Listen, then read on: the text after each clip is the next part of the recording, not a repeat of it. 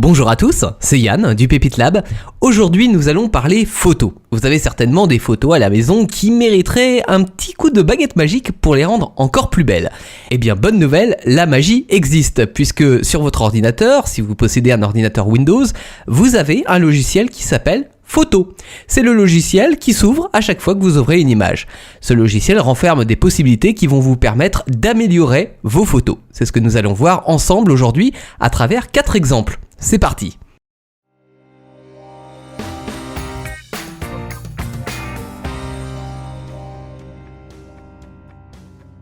Première photo d'ouverte avec le logiciel Photo, c'est ce chat. Magnifique. Je vois en haut que j'ai plusieurs possibilités, plusieurs fonctionnalités.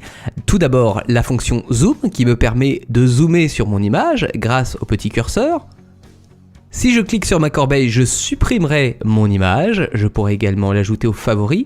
Également la pivoter. Alors ça va être très utile si j'ai un paysage que j'ai pris de côté que je voudrais remettre droit. Je clique juste dessus pour la remettre dans le bon sens. Et à partir du moment où je passerai à la photo suivante, eh bien les réglages s'enregistreront. Et sur le côté droit, vous le voyez, le bouton modifier et créer, auquel je reviendrai un tout petit peu plus tard, juste après avoir sélectionné la fonction rogner. Sur ma photo, aux 4 coins, vous voyez 4 petits ronds qui vont me permettre de corriger le format de ma photo. Deux possibilités, soit je clique sur proportionnel et je choisis un format tout fait, par exemple ici le format carré, sauf que je m'aperçois que si j'essaye de mettre mon chat dans mon carré, ça ne rentrera pas. Donc je choisis par exemple 4/3, le format des anciennes télé, et là je m'aperçois que ça pourrait aller. Autre possibilité, la fonction grand écran, mon chat sera peut-être un petit peu à l'étroit, je vais donc plutôt cliquer sur personnaliser pour définir exactement le cadre de ma photo. À moi maintenant de modifier à ma guise le format de ma photo en cliquant à gauche de ma souris et en restant appuyé pour faire varier les bords de ma photo. Quand je suis satisfait, je peux soit enregistrer une copie de la photo, ce qui va me permettre d'avoir la photo originale plus un double, ou alors de cliquer sur le bouton à côté, à droite, qui va me permettre d'enregistrer la photo, donc c'est-à-dire de remplacer l'ancienne photo par la nouvelle. Voici la photo avant modification qui se transforme avec la nouvelle version. Deuxième exemple avec cette photo de famille. Alors on pourrait dire que mes personnages sont peut-être trop à droite avec une partie du mur vide à gauche, mais là je vais m'intéresser plus à l'horizon et le fait que je suis complètement de travers sur cette photo. Vous voyez, le mur n'est absolument pas droit. Je vais donc essayer de corriger ça avec une option assez simple. Pour ce faire, je vais recliquer sur rogner et cette fois-ci je vais utiliser l'outil de redressement que vous voyez à droite. Je vais utiliser ma petite barre, mon petit curseur, en cliquant à gauche et en restant appuyé pour faire varier ma ligne d'horizon et en m'aidant des petites lignes de remettre ma photo droite. Alors évidemment on perdra un petit peu du cadre de la photo puisque ça va rogner sur les bords, mais là ma petite famille et mon mur sont droits comme si j'avais pris cette photo idéalement du premier coup. Comme tout à l'heure, je vais cliquer sur plus d'options et enregistrer la nouvelle version.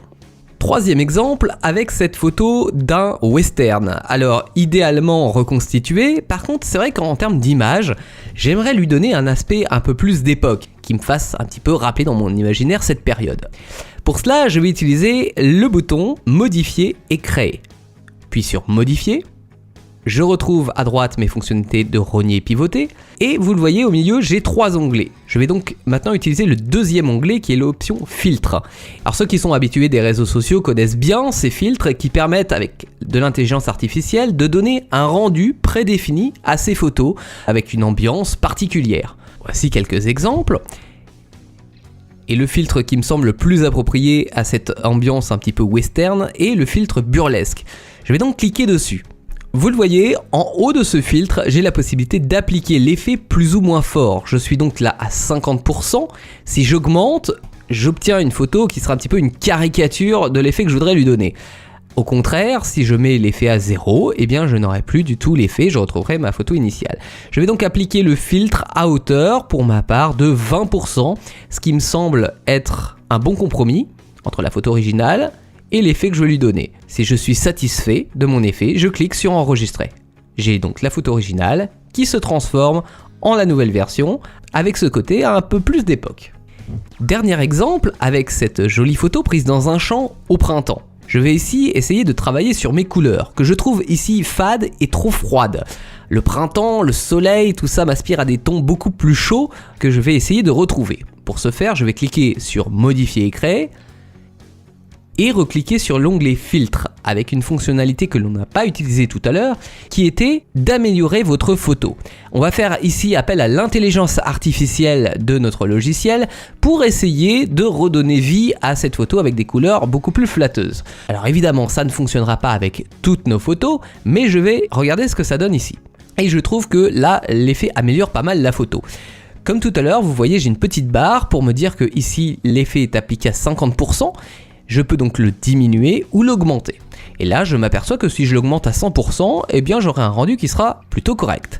Mais il reste quand même, je trouve, sur mes cheveux et même sur l'ambiance générale de la photo, à des tons un petit peu trop verdâtres à mon goût. Je vais donc cliquer sur le troisième onglet qui s'appelle Ajustement. Alors les yeux rouges et la correction des boutons sera réservée sur les visages vus de face. Par contre, lumière et couleur vont m'être utiles aujourd'hui. Alors je pourrais faire varier mes petits curseurs pour voir ce que ça donne, pour avoir une plus grande lumière ou une photo par exemple en noir et blanc. Et si je clique sur la petite flèche à côté de lumière, j'ai accès à d'autres fonctions. Pareil pour la couleur. Et on a dit que c'est la couleur qui nous intéressait le plus. Donc je vais commencer par toucher la teinte. Vous voyez, si j'augmente ma teinte, j'ai des tons beaucoup plus roses. Au contraire, si je la diminue, des tons beaucoup plus verts. Je vais donc renforcer un petit peu ma teinte vers des tons plus chauds en l'augmentant de 30%. Et je vais renforcer cet effet avec ma chaleur que je vais mettre, elle, autour de 20%. Je peux regarder ce que donnerait ma clarté avec soit un flou, soit justement des couleurs beaucoup plus nettes. Donc je vais légèrement l'augmenter à 30%. Et je peux essayer de modifier mes réglages de contraste, d'exposition, de surbrillance et d'ombre dans les paramètres du haut. Donc je vais réduire légèrement mon contraste, peut-être légèrement aussi mon exposition pour que l'on voit mieux les mailles de mon chapeau. Je ne vais pas toucher à ma surbrillance et par contre je vais diminuer légèrement les ombres. En ce qui concerne ma vignette, vous vous rappelez sur la photo western c'était les ombres noires, je pourrais les renforcer ou au contraire les éclaircir, mais là je vais rester tel quel. Et si je suis satisfait, je vais cliquer sur enregistrer. J'ai donc le rendu avant et après modification. Alors vous l'avez vu au travers de ces 4 exemples, mon chat que j'ai pu rogner, ma famille avec le mur que j'ai redressé, le western que j'ai un petit peu vieilli et la photo du champ où j'ai renforcé et changé les couleurs, que le travail sur les photos est simple et avec des outils que l'on a déjà sur son ordinateur. Donc évidemment, si vous avez un stock de 15 000 photos chez vous, vous n'allez peut-être pas vous lancer dans ces 15 000 retouches photos en même temps. Par contre, celles que vous préférez, celles que vous avez peut-être mis de côté, avant de les imprimer, avant de les mettre dans un album personnalisé, vous allez pouvoir donc faire ces retouches pour encore les améliorer et en profiter un maximum. J'espère que ce tuto vous aura aidé, on fera peut-être un tuto un peu plus avancé avec d'autres outils dans une prochaine vidéo. En attendant, je vous souhaite une bonne semaine avec les tutos du Pépite Lab et je vous dis à très bientôt.